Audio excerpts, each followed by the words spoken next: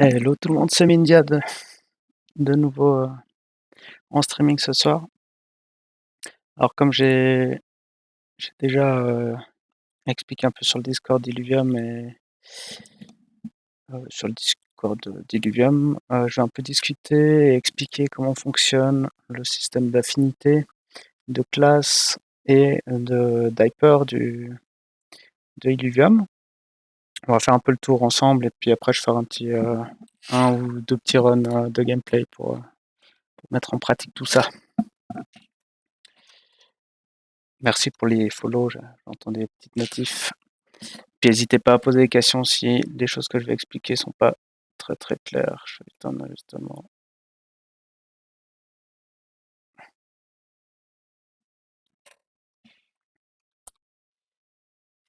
C'est pas un ajustement, c'est pire. Voilà.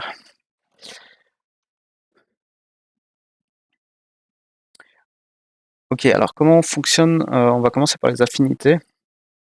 Il existe donc des affinités primaires qui sont l'air, l'eau, la terre, le feu, la nature.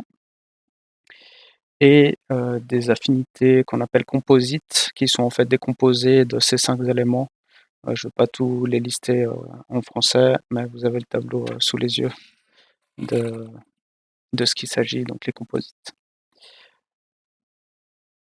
Un illuvial, ça vous le savez, je pense, normalement, si vous jouez un peu au jeu, donc il a une affinité, il a également une classe. Alors là, je suis sur le site d'Infoluvial, si jamais vous ne connaissez pas. Infoluvial, il y a pas mal d'informations, affinité, classe, augments, il y a pas mal de choses qui viennent, qui donnent des infos. J'ai également le Illuvial Master là qui me servira, c'est un autre outil à disposition qui me servira à expliquer différentes choses. Et du coup, je reviens, donc un illuvial, il aura toujours une affinité et une classe. Et les classes, en fait, elles ont exactement le même principe de primaire et de composite, de, de classe composée ou primaire. Donc les 5 classes primaires, c'est le Bulwark, Empath, Fighter, Psion, Rogue. Et les composites donc sont des composés de ces 5 primaires. Un illuvial de tiers 1, un illuvial de tiers 1 aura toujours une affinité primaire et une classe primaire. Et un illuvial de tiers 2, il aura un upgrade de soit l'affinité, soit la classe. Donc ça peut être le Axon par exemple, on peut voir ici qu'il reste en water, donc il reste en primary au niveau de l'affinité. Par contre, il devient Harbinger qui est en fait la composite de classe. Et ça, donc un tiers 2, il peut soit avoir un upgrade de la classe, soit de l'affinité, ça dépend de l'illuvial. Là, par exemple, Axon, c'est la classe qui monte. Qu'est-ce qu'il y a un autre? Là, le Rake, par exemple, c'est du tiers 2. Lui, c'est l'affinité qui upgrade en composite et la classe qui reste en rogue. Donc voilà un peu comment est construit Illuvium au niveau des illuviales, et puis comment ils sont attribués. Maintenant, on va aller un peu plus dans le détail sur d'abord les affinités, mais en fait, ça marche de la même manière. Affinité et classe, ça marche de la même manière, mais il faut vraiment comprendre comment ça fonctionne, parce que c'est pas très très clair dans le jeu. Et vu les questions et puis comment les gens interprètent sur le chat, je pense qu'une vidéo peut être une bonne chose pour vous expliquer. Donc, j'ai pas le jeu ouvert. Est-ce que je l'ouvre, ça sera plus clair? Ouais, non, je vais partir comme ça. Du coup, dans Illuvium, si vous venez de TFT ou pas, en fait, le water, donc le bonus des illuviales vont être activés lorsqu'on aura 3 water. Je vais ouvrir le jeu, c'est plus simple. Ouais, excusez-moi, j'aurais peut-être dû préparer ça avant.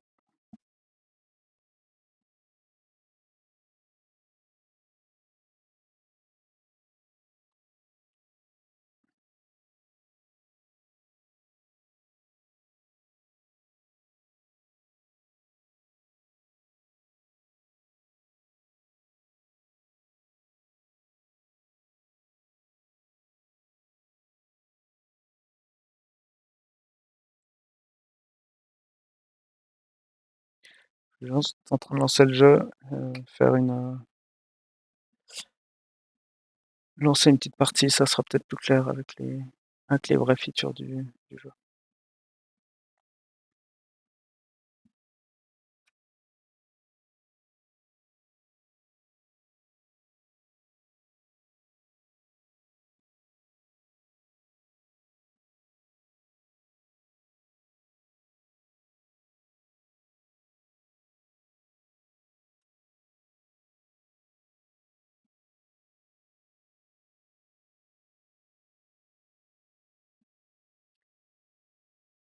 OK,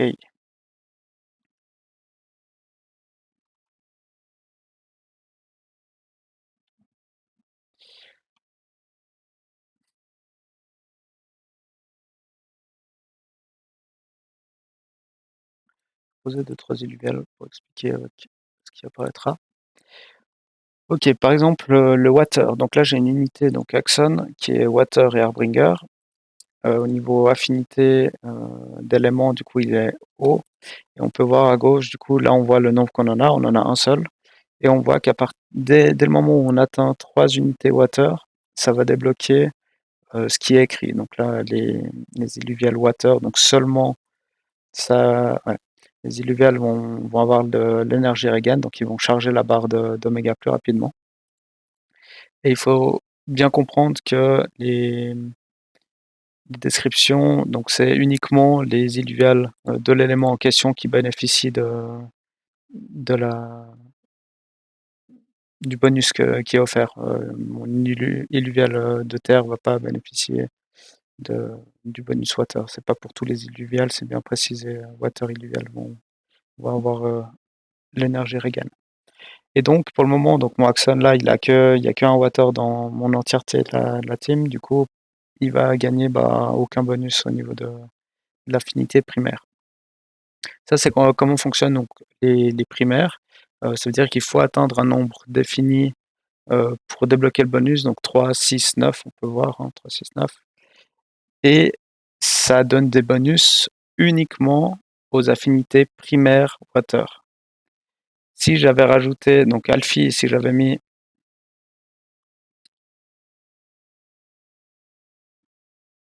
je vais montrer l'exemple, euh, là par exemple, Alfie il est water, Axon il est water, si j'avais rajouté Ripterus qui était poison, ça aurait fait 3 water. Mon Axon va bénéficier des 3 énergies Regen, mon Alfie va bénéficier des 3 énergies Regen, et mon Ripterus, qui est poison. Donc on a bien compris, hein, là je vais le poser sur le plateau, enfin j'ai pas les mastery points pour le faire, mais je vais le poser. En gros ça va passer à 3 water ma team. Même mon Ripterus, il va pas bénéficier du bonus water, parce qu'il est pas water, il est poison. Pour garder en tête, c'est les primaires, c'est uniquement les unités primaires qui vont bénéficier des bonus. Et du coup, ça fonctionne exactement de la même manière pour les Psion ou pour les classes. Là, par exemple, c'est un très bon exemple. J'ai mon Tatopi qui est Psion, j'ai mon Alfie qui est Psion, et un Axon qui est Harbinger. Mais Harbinger, du coup, c'est Bulwark plus Psion. Du coup, on atteint 3 Psion. Et du coup, la même chose. Donc, les Psion, ça donne de l'Omega Power pour les unités, mais uniquement pour les unités Psion. Mon Tatopi, là, il aura le bonus, mon Alfie aura le bonus, et mon Axon, il aura pas le bonus. Donc, il faut vraiment, on regarde là, 30% Omega Power, il a 100, ça affiche pas, ça affiche seulement le lancement, peut-être. Peut-être ça affiche qu'au lancement.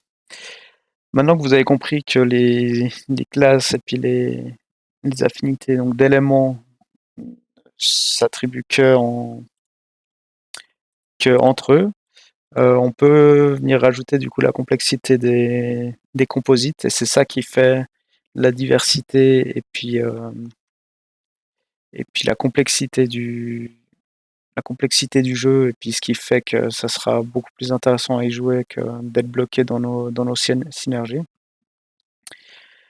Donc si je prends l'exemple du Harbinger de Axon, on a 3 Psion, on a un Bulwark, donc on peut voir en bas de la description, on voit 3 Bulwark, une description, Psion, une description, et ensuite une description de ce que le Harbinger fait, et puis après, si on combine 2 Harbinger, 3 Harbinger, 4 Harbinger, ça rajoute encore un bonus spécial. Mais il y a un bonus de base que même si on met un seul Harbinger, qui va être donné selon les Bulwark et selon les Psion. Pour le Harbinger, donc c'est un peu particulier, c'est expliqué donc au Innate, c'est au lancement du fight. Les Harbinger, donc tous les Harbinger, ils vont avoir, à chaque fois qu'ils vont lancer l'Oméga habilité, ça va leur faire gagner de l'Oméga Power, de la Physical Resist et de l'Energy Resist. À chaque fois qu'ils font un Omega Power, une Omega Ability, ils gagnent de l'Omega Power, du Physical et Energy Resist. Ok, combien? On a vu qu'ils gagnaient ni le bonus du Psion, ni le bonus du Bulwark, du primaire, mais maintenant il va gagner les bonus du Harbinger, mais qui est toujours en lien avec la description de la classe. Donc tous les composites vont avoir un effet différent de l'utilisation du Psion et du Bulwark ou des deux primaires qui sont attachés. Dans ce cas-là, du coup, on a vu qu'il va augmenter donc l'Omega Power et puis la résistance selon donc le Psion et le Bulwark. Et c'est ça qui n'est pas très clair et qu'il faudra peut-être un update au niveau de UI de Illuvium. C'est qu'en fait, si on a un Bulwark, ben on voit en bas 5% de max energy as physical energy resist. Physical et energy resist. Donc ça veut dire qu'il va prendre, si là par exemple mon Axon il a une barre de mana où il doit la charger jusqu'à 100 pour caster son Omega Ability, c'est 5% de ces 100, donc ça va rajouter 5 de armure et de résistance magique. Et la même chose pour le Psion, ça veut dire que vu que ça donne de l'Omega Power, du Physical Resist et de l'Energy Resist, en fait on va regarder le nombre de Psion fois le bonus qui est mis en bas, donc là on a 3 Psion activés, 5% max énergie à ce Omega Power, donc si on avait 100 énergie de nouveau, on a 5 Omega Power en plus, mais vu qu'on a 3 Psion, on va avoir 15%, 15 Omega Power en plus. Donc on peut se dire, mais 15% de Mega Power, c'est un peu pourri par rapport aux 30 qu'on avait s'il était Psion. Mais en fait, c'est à chaque fois que Axon caste un Omega Ability. Ça veut dire que s'il n'est pas focus au début parce qu'il est très très faible en armure et puis en énergie résiste,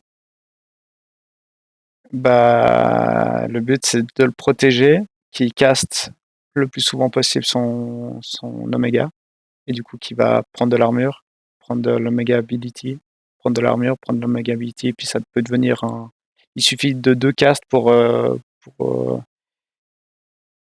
compenser le manque de Psion dû à sa classe composite, mais s'il casse 3 castes, 4 castes, 5 castes, il peut devenir beaucoup, beaucoup plus intéressant. Et surtout, ça c'est le gros avantage justement des composites, c'est qu'on n'est pas limité à 3, 6, 9 comme les primaires.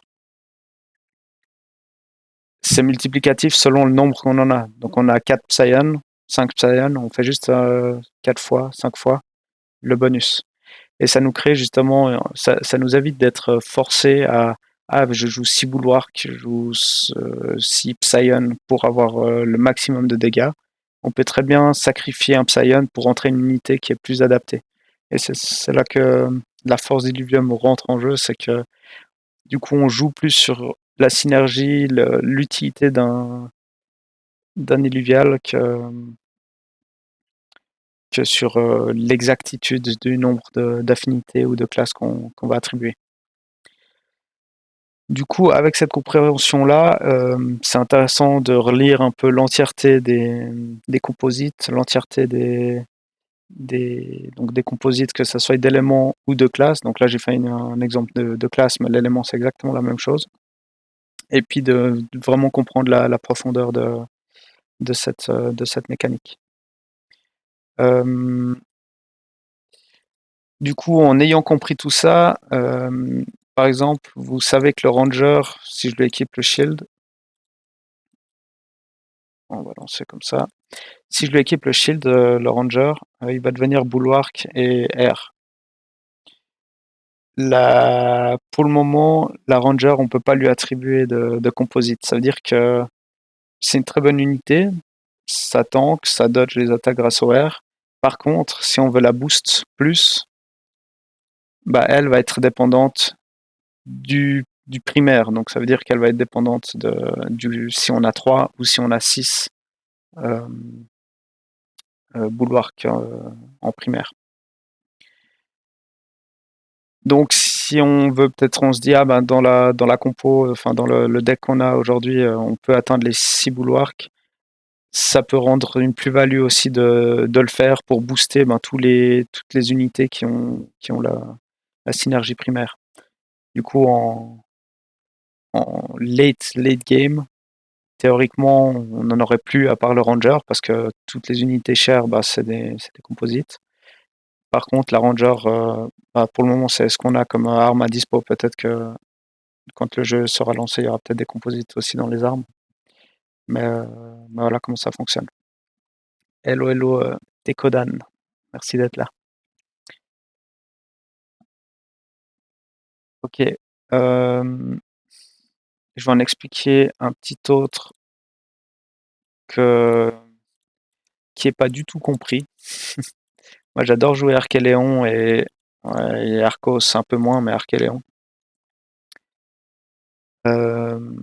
Parce que l'Aegis, en fait, on peut voir là que pour chaque bulwark qu'il a, il va gagner 20 physical et énergie résiste.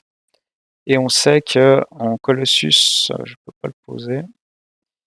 En Colossus, je crois que c'est 15.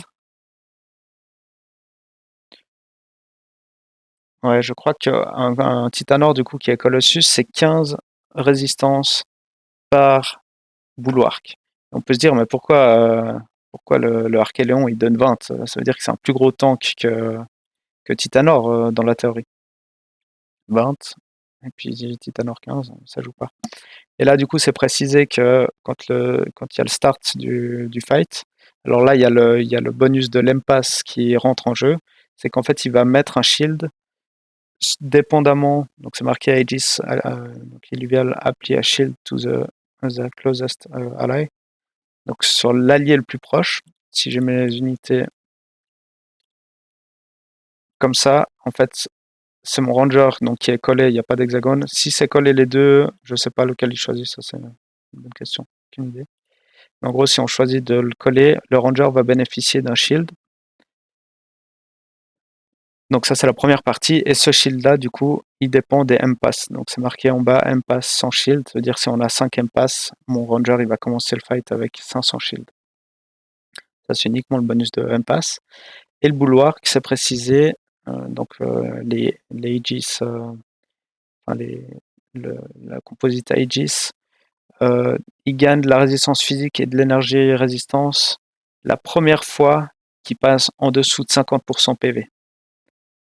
Donc en fait, Archéléon, les gens ne savent pas forcément, ils se disent ah mais il est en carton, il tank pas du tout. J'ai beau le faire tank, c'est un bouloir, j'ai beau le faire tank plein de trucs, machin, ça marche pas bien. Mais en fait, c'est juste parce qu'il prend trop de dégâts d'un coup en début de fight. C'est du carton, hein. Il a 30 physical resist, 30 energy resist. Si on lui met 3 rugs sur la tête, il est mort avant qu'il fasse la moindre chose. Par contre, si on arrive à faire en sorte qu'il descende à 50% PV, et en plus, du coup, dû à son Omega Power et puis au Verdant aussi qui est assez fort sur lui, le Verdant, donc il va regain des PV quand il tombe en dessous de 50% PV. En fait, si on arrive à gérer sa vie, à le descendre en dessous de 50%, on va lui faire gagner plus de résistance qu'un Titanor. Il va devenir plus tanky qu'un Titanor. Et à ce moment-là, quand il va l'activer, sa tankiness, il va le garder pendant tout le fight. Par contre, il faut qu'il résiste les 50% HP qui lui restent au moment de l'activation, pas qu'il meure d'ici là. À savoir que, alors je ne sais pas si c'est un bug ou si c'est voulu, On peut voir un peu une aura quand on va le montrer après. On peut voir une aura à quel moment il active son bonus de résistance et si ça suit vraiment ce que j'ai vu. En gros, il a besoin d'avoir un reset d'auto-attaque, c'est-à-dire qu'il relance son auto-attaque pour l'activer. Donc s'il était au début du lancement de son auto-attaque et puis qu'il passe en dessous de la barre, il doit encore finir son auto-attaque et recharger sa nouvelle pour caster. Je pense que c'est comme ça que ça fonctionne. Je suis pas sûr, mais des fois, il y a un délai d'activation de l'armure. Et des fois, bah, du coup, le temps que ça active, il est déjà à 10% HP et puis il tient pas le coup, il meurt. Du coup, Archéléon avec un Adorius qui le heal back une fois qu'il a la résistance et qu'on lui ait pas mis trop de dégâts dessus, c'est très très très très très fort. Moi, je suis OTP Archéléon et aujourd'hui, c'est un deck où on va pouvoir avoir la méta pain, la méta de patate et moi. On a inventé la méta pain, c'est de jouer les trois petites tortues, Arcos, Archéléon, et puis de les optimiser. Et puis en fait, vu que. Ouais, bon, je ne veux pas aller dans le détail. Du coup, on va juste montrer, là, il y aura juste le Vermilion qui va venir dessus. Normalement, il va le mettre. Un Vermilion, Archéléon, c'est un bon counter pour le mettre en 1 contre 1, au niveau des affinités et au niveau de la synergie, enfin du counter, au niveau des spells, comment il va. Et du coup, on va le faire en sorte qu'il descende de midlife, il va avoir le bonus, et puis il va revenir plus fort. On va voir ce que ça donne, juste pour l'exemple. Donc là, il commence bien avec 30 physical resist, 30 energy resist. Il prend des grosses auto-attaques. Je sais pas si on va réussir à le voir. Là, il n'a pas encore activé. Il s'est pris un spell. Là, il y a eu l'aura. Il est mort. Bon, mauvais exemple. Mais au moment de l'aura, du coup, il avait un gros boost. Un gros boost. Là, j'ai que 2 bouloirs. Du coup, il aurait eu 40 de résistance en plus, magique et physique.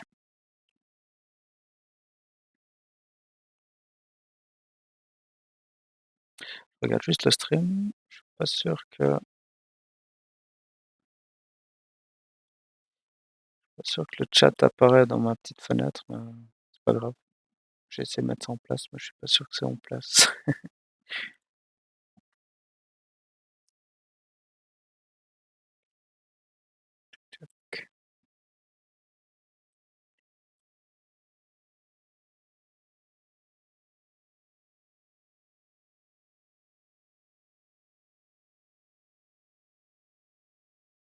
Ouais, j'ai pas mis encore le texte du chat. Bon. Ah, mais attendez, je crois savoir comment faire. Ouais, non, je veux pas me compliquer là. Ok, on va laisser comme ça.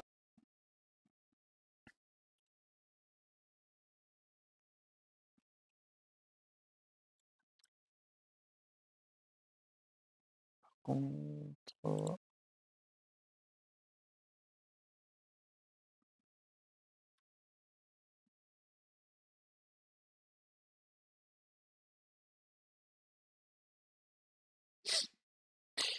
Ok.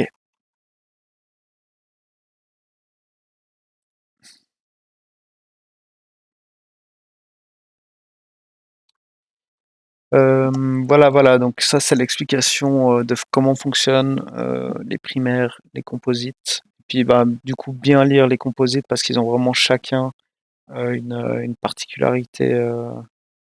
Vraiment que ce soit du sport, du bloom, le steam, ils ont chacun une particularité. Peut-être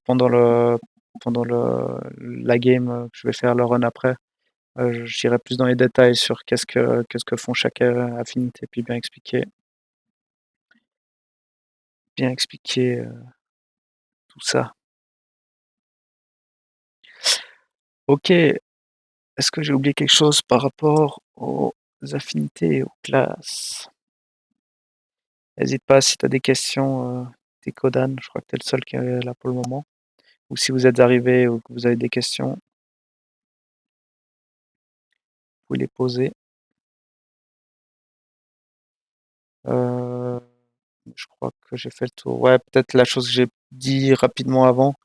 Là, on peut voir, il y a un petit symbole 2, 3, 4. Donc, il y a un bonus qui est pour le moment grisé.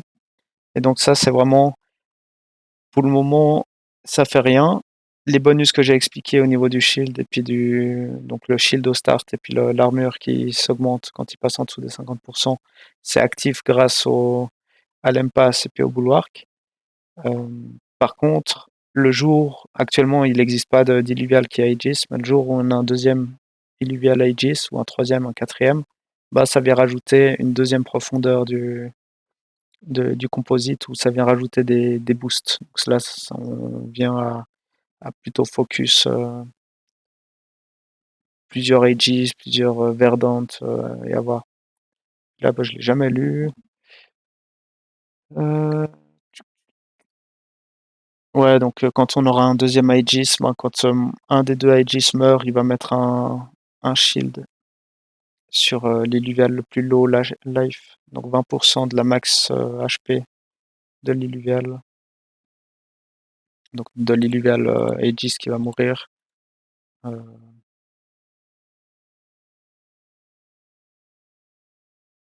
c'est gentil, merci.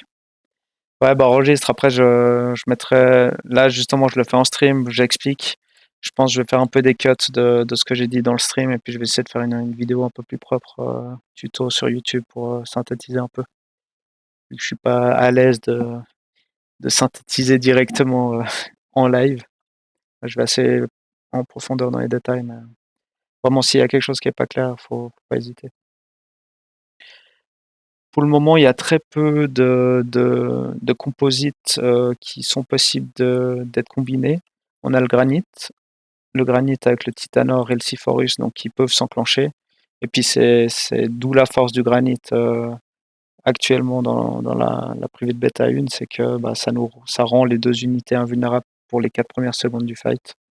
Et ça, du coup, c'est en plus euh, du bonus que Earth, enfin que la Terre, ça attribue. Et là, on peut voir du coup euh, une Terre. Donc là, si on a 3 Terres, ça donne 15 grit and resolve. Donc ça veut dire 5 par terre. Puis là, pour les unités granit, en fait, c'est que 3 par terre. Donc ça veut dire qu'avec 3 terres, les granites, ils ont que 9 de crit and resolve. Donc ça veut dire qu'en devenant granit, ils sont devenus plus faibles dans leur tankiness. Par contre, ils ont bénéficié de l'invulnérabilité. Mais c'est bizarre quand même que ça affaiblisse autant le trait. Parce que si on n'avait pas le Siphorus, par exemple, on n'avait que le Titanor. C'est que le Titanor, il perd de devenir granit. Il a aucun bonus de devenir granit. Et du coup, le Scarabok serait plus intéressant théoriquement.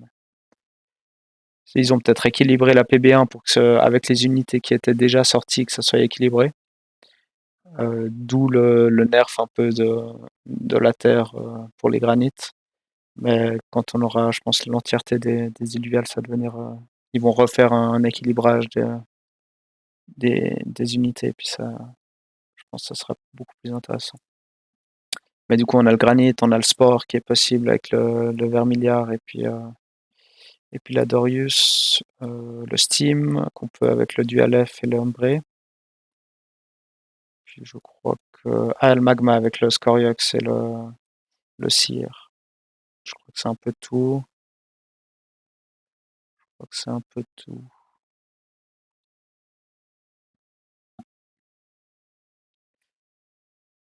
Puis après, je pense qu'il y en a aussi quelques-uns. Les invoqueurs, il y a aussi. Invoqueur, c'est rien de spécial. Je crois que ça booste juste plus. Juste regarder. Donc là, ça booste juste le méga power des invoqueurs. Et du coup, si on compare avec Psyon, Psyon c'est 30% de méga power pour les unités Psyon. Donc ça fait 10% par Psyon.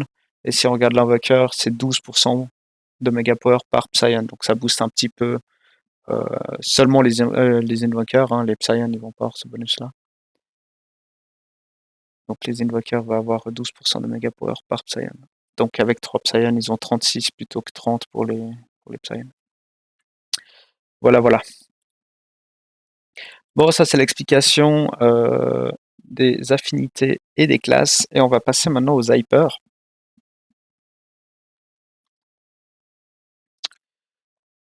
Je vais renlever le jeu.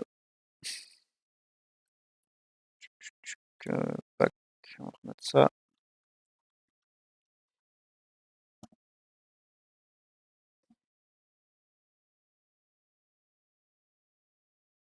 Mmh, j'ai remis ça, mais je crois qu'on n'a pas vraiment d'informations non plus là-dedans. Je vais juste regarder sur eLevel Master.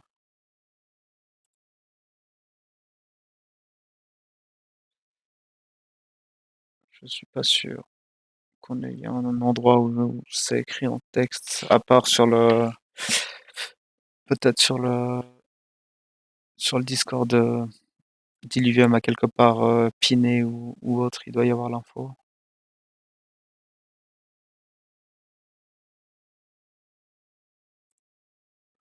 Regardez, alors on a ça qui sera utile à calculer. Ouais, OK, on va y aller comme ça. OK, donc pour le moment, j'ai expliqué que composite primaire et cette petite étoile-là, après des préférences d'affinité, le feu qui est fort contre la nature, moins fort contre le feu, ça, j'ai pas encore du tout expliqué. Et c'est là que vient la mécanique de d'hyper qui se rajoute et du coup qui joue que avec le compteur élément. Les classes ne rentrent plus du coup en compte pour les hypers, c'est vraiment que maintenant l'élément des illuviales. Pour info, là, c'est le graphique basique, donc ça prend que les primaires, mais il suffit de connaître ce graphique basique pour pouvoir calculer même les composites. Tant qu'on connaît les synergies des primaires, on arrive à s'en sortir après avec les composites. Ouais, c'est assez complexe. C'est vachement intéressant du coup, moi je trouve comme mécanique. On est au tout début du jeu, c'est la bêta et autres. Il y aura beaucoup de. C'est pour ça que je ne vais pas dans l'explication de cette alluviale, île de 30% et autres, parce qu'on sait qu'il y aura des balances, que ça va être tout enfin, rééquilibré quand il y aura tout qui sortira officiellement. Donc c'est vraiment pour comprendre comment ça fonctionne dans le fond. Et puis bah, tant mieux, ouais. Je sais que les deux personnes qui font du contenu, qui sont français, Zaptil et puis Frobobo, ben, ils ont décidé de faire du contenu en anglais. Alors respect à eux, moi je me débrouille pas assez en anglais pour suivre le mot. Et en fait j'ai vu que sur le salon français, en fait, et puis qu'on avait simplement pas de contenu en français, donc j'essaie d'apporter ce contenu-là et puis d'aider la commu française à s'en sortir mieux et à performer un peu mieux. Mais tant mieux si t'en as une utilité, c'est le but. Du coup, comment ça fonctionne? Alors, je veux préciser sur Infoluvial, ce graphique il est faux. Ou il est pas faux, il est incomplet. Il manque une flèche orange-rouge dans l'autre sens. Ça veut dire qu'il n'y a pas que la feuille, elle n'est pas avec un bonus une fois contre l'eau. Elle est également euh, moins une fois contre la terre. Et le moins une fois, il n'y est pas. C'est-à-dire que la nature, elle est aussi moins forte contre la terre. Pour le moment, il y a que. Ils ont fait plus 2, plus un, moins 2, mais il y a un moins un qui est aussi existant, et puis ça fait la même chose que les flèches vertes et rouges sur les flèches jaunes, pour préciser. Euh, Maintenant, qu'est-ce que ça fait l'hyper?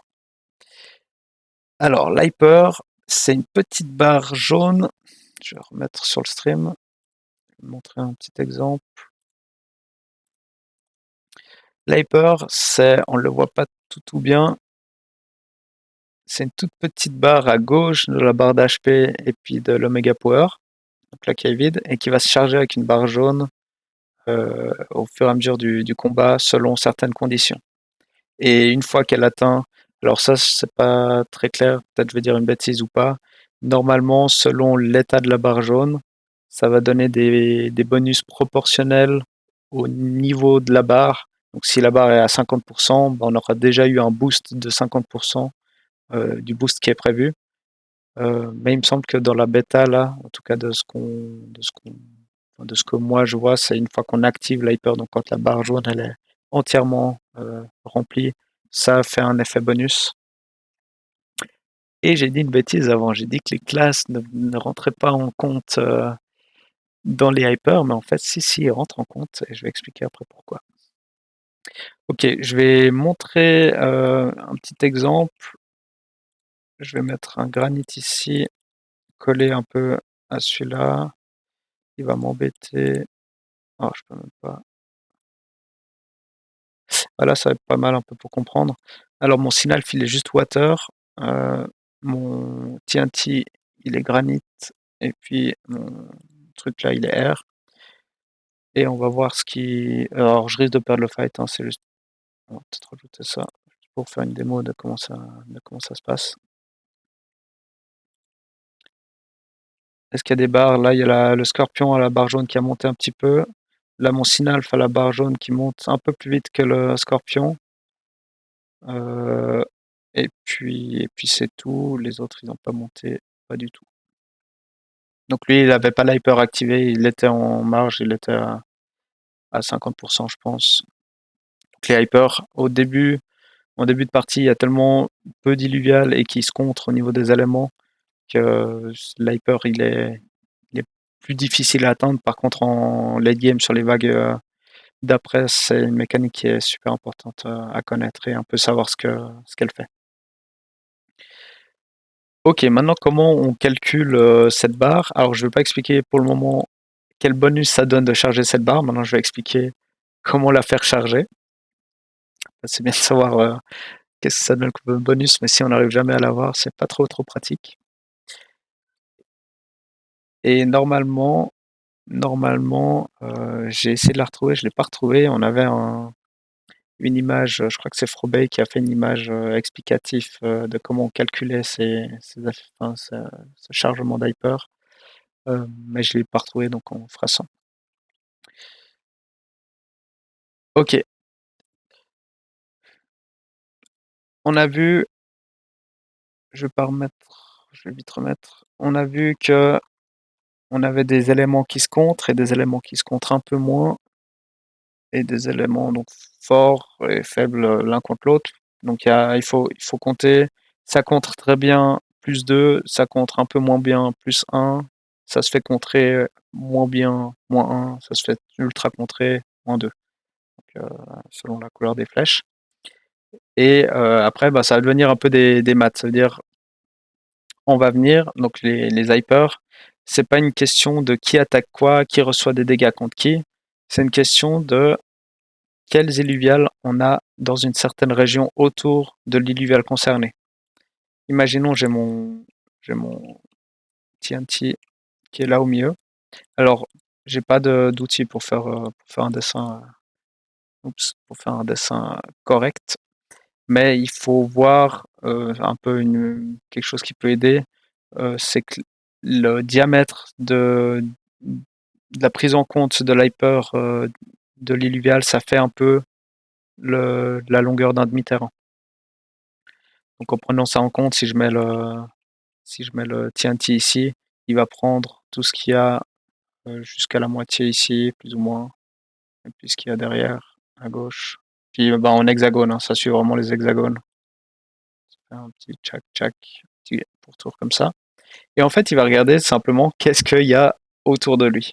Alors, pas des illuviales alliés, hein, on regarde toujours l'illuvial concerné et tous les illuviales dans la bulle, euh, dans la zone de l'illuvial concerné. Donc, imaginons, je viens là, c'est un mauvais exemple, j'aurais préféré prendre quelque chose qui court, mais bon, imaginons que je mets le TNT là, il va peut-être avancer, alors je dis il va avancer comme ça pour le fun, il va avancer un peu ici, le Kuka va venir sur lui, l'Arcos il bouge pas, le Blaze Knight il bouge pas. Bon, peut-être déjà là c'est le cas. Je pense que déjà là il prend en compte les deux unités. Du coup, on va venir simplement calculer. Le TNT c'est terre plus terre, donc granit. Le Wildfire c'est fire plus nature. Le Arcos c'est nature. Le Kuka c'est air. Et on va regarder du coup selon le petit graphique qu'on a regardé de Infoluvial. Ouais, je vais montrer après pour Illuvial Master exactement comment ça fonctionne. Enfin, le calculateur qu'ils ont et qui est super pratique. Mais il faut quand même comprendre comment c'est calculé si tu veux peut-être pousser un peu plus loin. Et puis je préfère comprendre comment l'outil est fait au niveau du calcul que de simplement cliquer sur le bouton et puis de ne pas réfléchir derrière.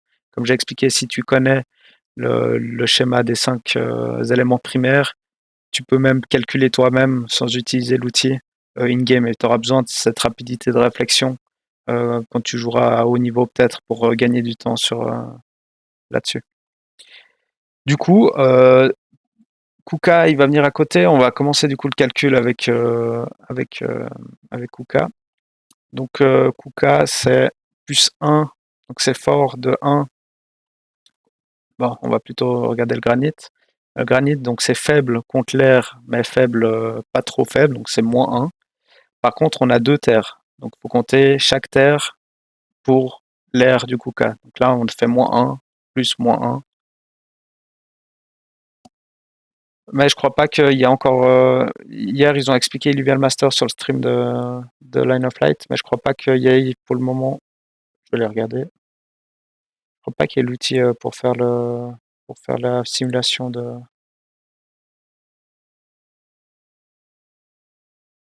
Ou tu m'apprendrais quelque chose, mais.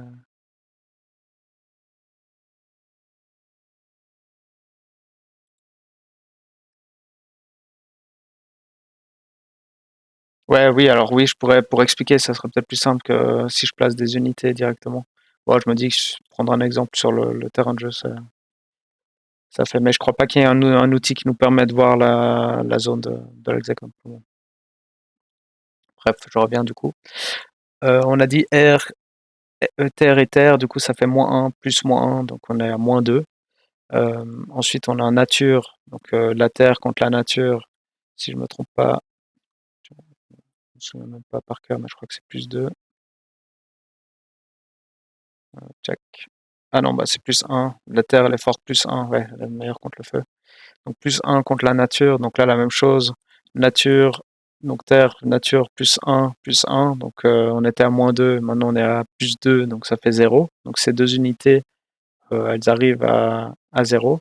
Mais il faut savoir qu'elles ont un impact, elles prennent en compte mon illuvial pour leur compte. C'est-à-dire que j'étais en -2 pour le Kuka, c'est-à-dire que le Kuka, lui, il était en +2. Donc le Kuka, lui, va charger. Et là, moi, je suis en en +2 avec le Arcos. Donc le Arcos, lui, il va pas charger. Par contre, ça me stabilise mon compte à 0. Donc là, pour le moment, si on a que les 3 illuviales, on est à 0.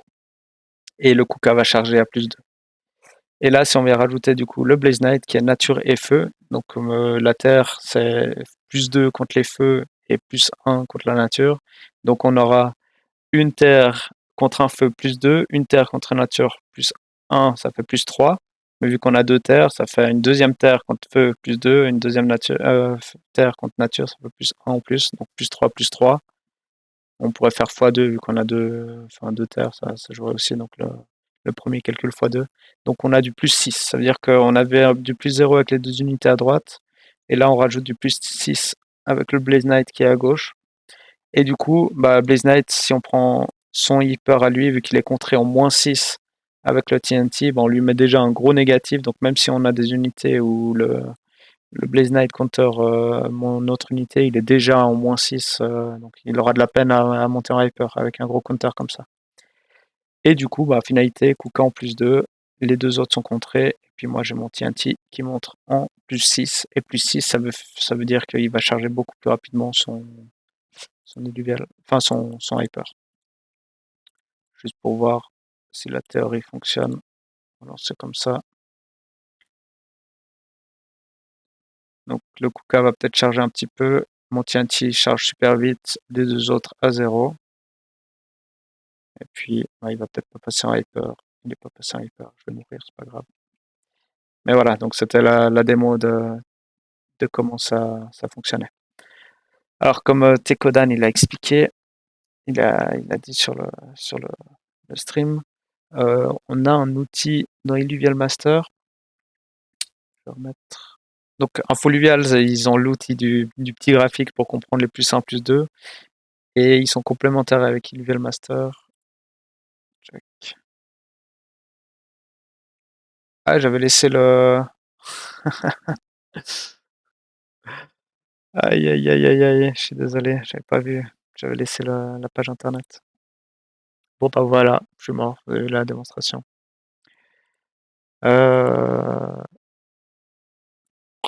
Ah, je suis désolé, j'ai pas vu que j'avais laissé le screenshot. Bon, on va refaire vite fait une petite explication sans la démo. Merci, merci. Sans la démo en live. Tchac, tchac. On va aller sur le team builder.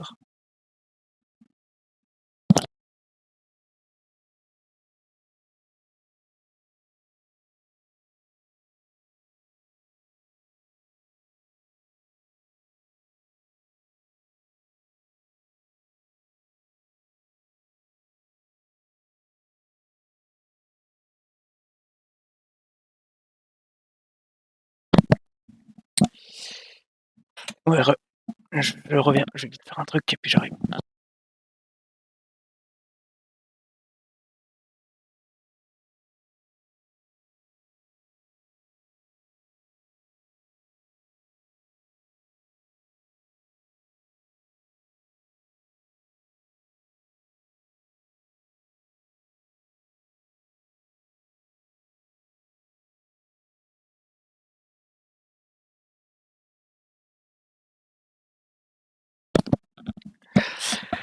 Ok, je suis de retour.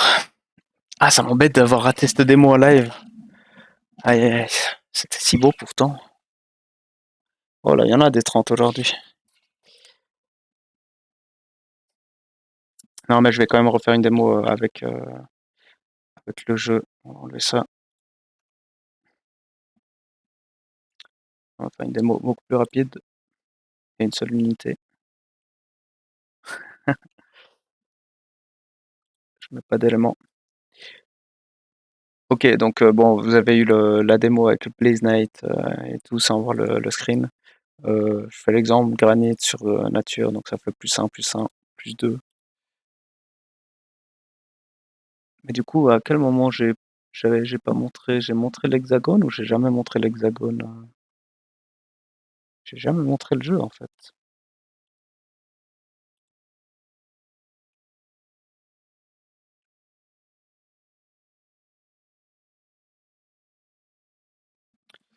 T'arrives à me dire, Tekodan, si dans mon explication, il y a un moment donné où j'ai montré la. Non, mais j'ai jamais montré la région, le demi-terrain, l'hexagone, les unités autour. Je crois pas. Je crois pas, je crois pas.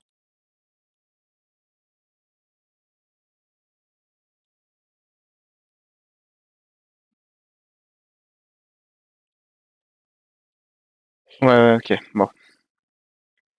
Alors désolé pour ce petit bug. J'ai pas deux écrans pour voir le résultat sur le stream. Quand je fais un taf, je vois pas forcément. On va investir un peu prochainement. Ok, j'ai juste fait un run un peu en plus pour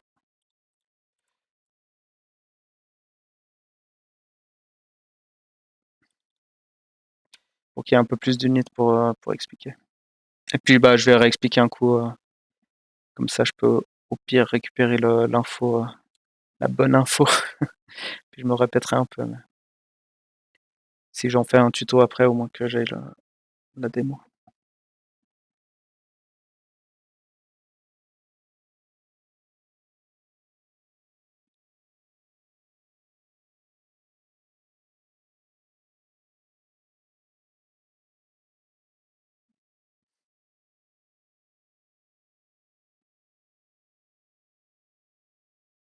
Ouais, l'exemple là c'est bien parce qu'on voyait vraiment le côté où l'ennemi charge quand même son sniper suivant lequel c'était. Les autres se faisaient counter et puis on voyait la rapidité, la différence de rapidité.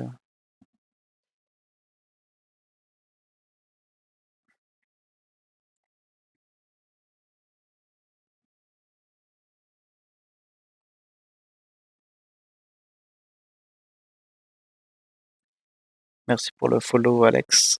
Sois le bienvenu. Ok, je reprends du coup ma petite explication. N'hésitez pas si vous êtes juste arrivé maintenant. Enfin, il y aura la rediff sur Twitch pour voir comment fonctionnent les affinités, les classes primaires et composites. Et puis là, bah, j'ai déjà avancé sur comment marchent les hypers. OK, donc comme expliqué, avant ou que vous avez pas vu, il faut compter le diamètre de la prise en compte de l'hyper, donc d'un demi-terrain. Donc si on regarde le TNT là, je pense que ça prend donc la moitié du terrain sur le côté, ensuite un hexagone là, tchac et puis tout ce qui est en contact, ça rentre dans le calcul de l'hyper et que les illuviales ennemies du coup, pas les alliés. En tout cas pour l'hyper de celui-là.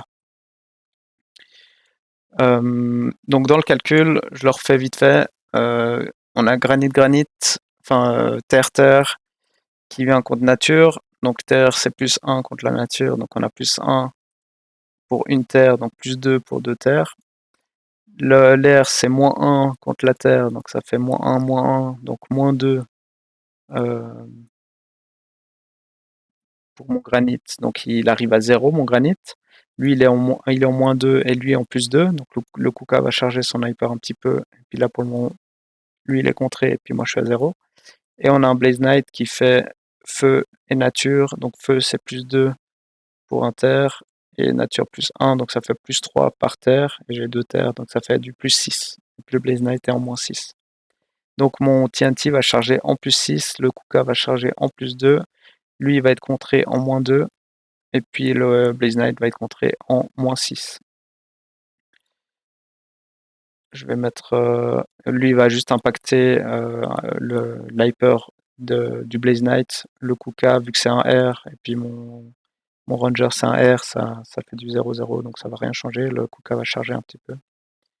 Puis je vais quand même mettre un truc un peu en arrière qui impactera pas, mais pour pouvoir avoir le déroulement.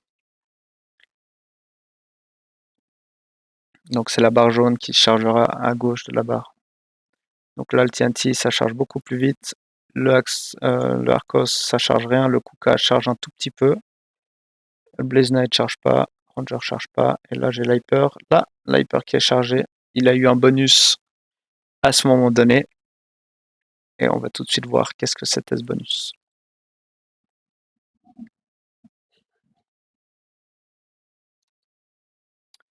Je vais rechercher une note.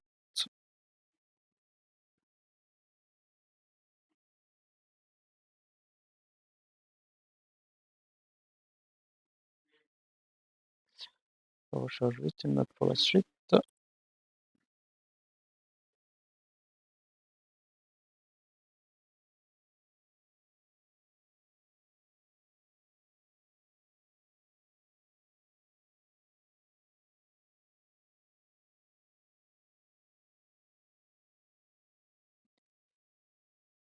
Je pensais que je l'avais là.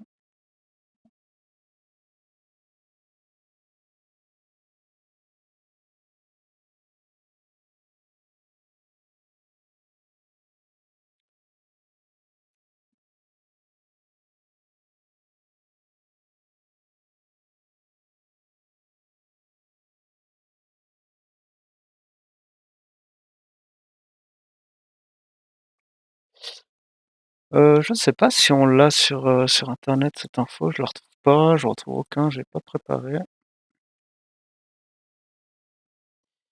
Le bonus des hyper, est-ce qu'il est indiqué à quelque part?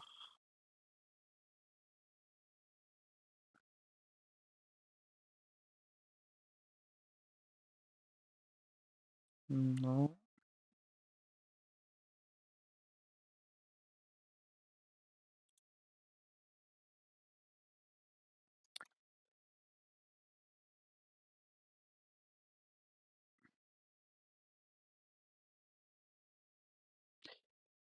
Ouais, désolé. Je suis sûr que j'ai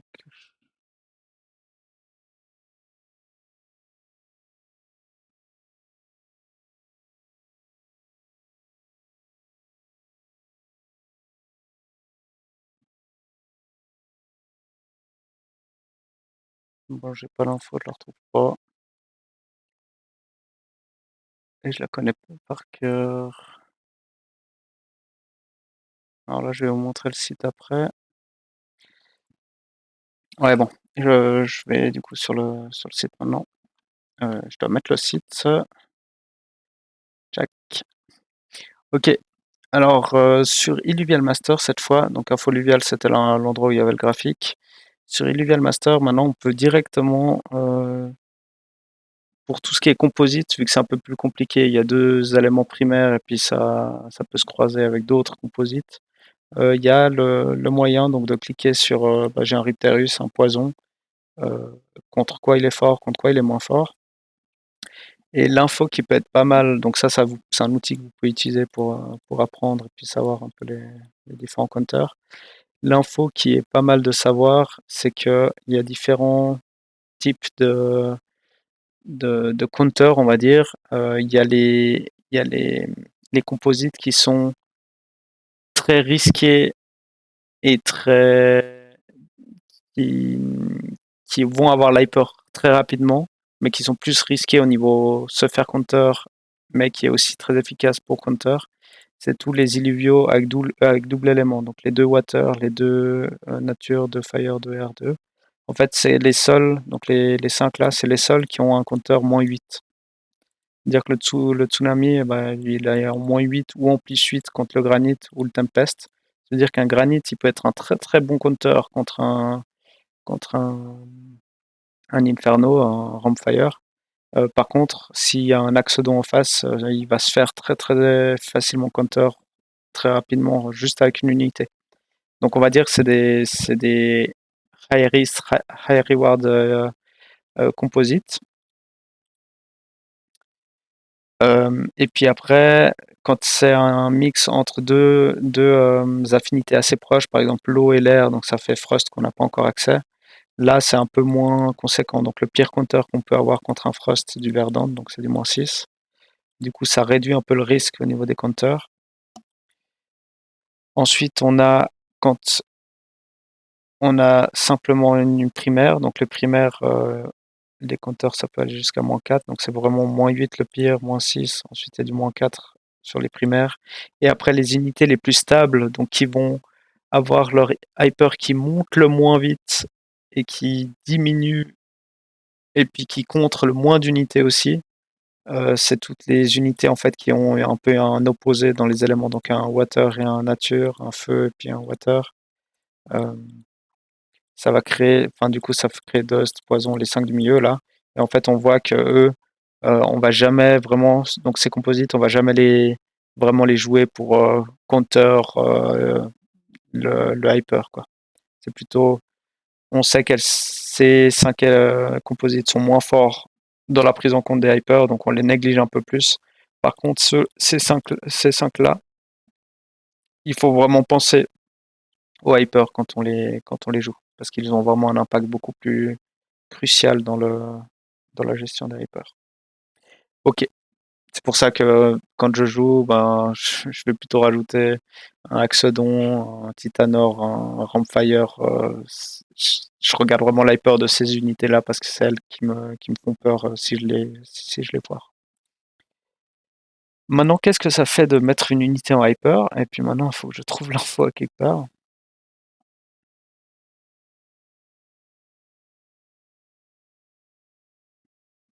Donc là, c'est expliqué avec un gros pâté. En gros, que quand l'unité passe un hyper, il va gagner un bonus selon la classe de l'illuvial. Un Rampfire, par exemple, on va prendre un Rampfi, c'est un rogue feu. Donc on arrive à passer un feu en hyper qui est pas si facile que ça. Il va gagner le bonus du fighter. Donc, non, c'est rogue, du rogue. Un hyper, quand il est.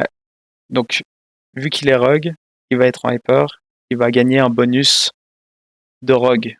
Donc il y a un bonus particulier de hyper par classe.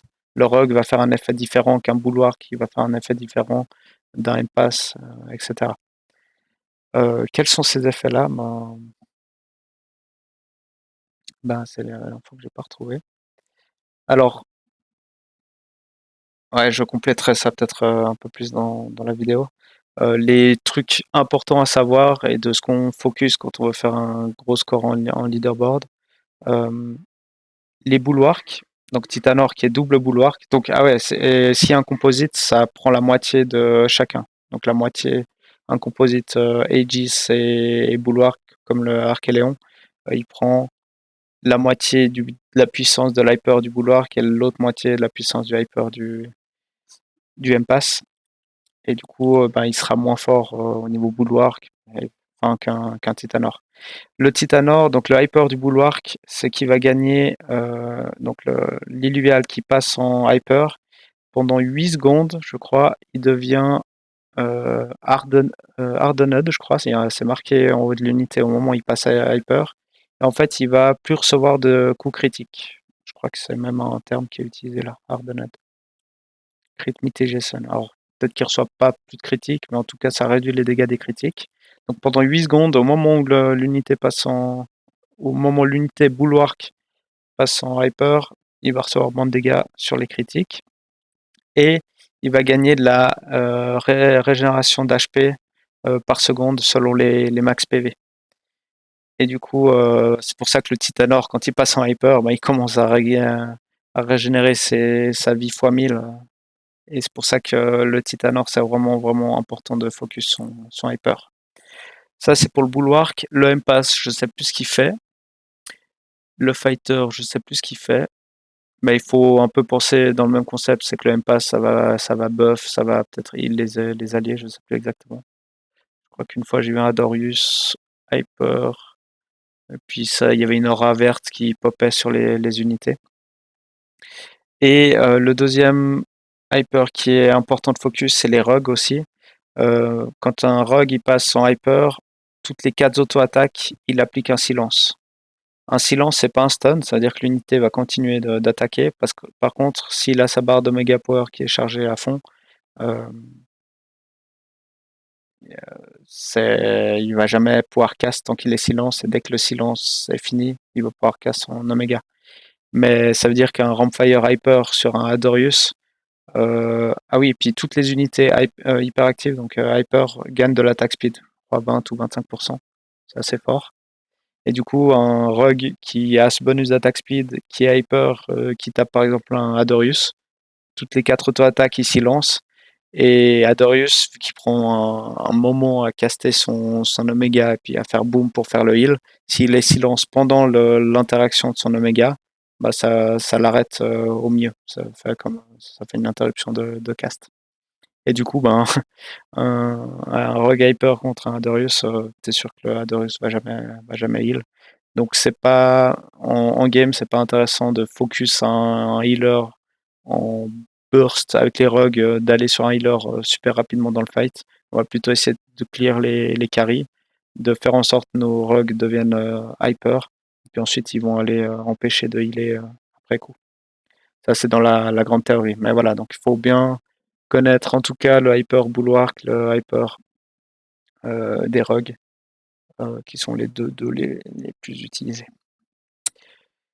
Donc voilà, voilà sur les hypers, sur les affinités, les classes et tout comprendre pour bien, enfin tout le contenu pour bien comprendre ce qui se passe dans le jeu. Puis maintenant que vous savez tout ça, le but c'est de pratiquer, de voir si ça se passe réellement, de comprendre ce qui se passe. C'est comme ça qu'on apprend aussi à mieux jouer. C'est de pas se dire ça s'est déroulé comme ça, j'ai pas compris, mais de comprendre qu'est-ce qu'il y a derrière et pourquoi ça le fait. J'essaierai de retrouver ça doit être à quelque part dans le chat d'Illuvium, à quelque part dans Général, dans PB1 sur la gestion, enfin les bonus de l'hyper. C'est dommage qu'on n'ait pas ça déjà dans. Est-ce que j'ai mal cherché sur le site? Je vais quand même faire une petite recherche. Ça c'est pour les leaks. Illuvial, Affinity.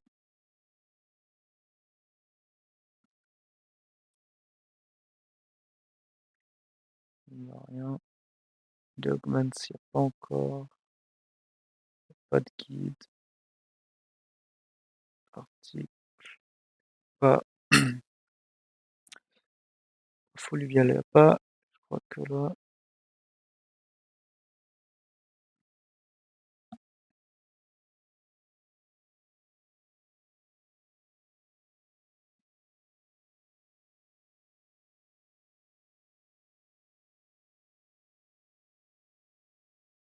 Ouais, y a pas, mais vu que vu que les développeurs de Illuvial Master sont chez Hype, donc dans ma guilde, on va peut-être faire en sorte que qu'on ait cette information aussi à disposition, ça serait un gros plus.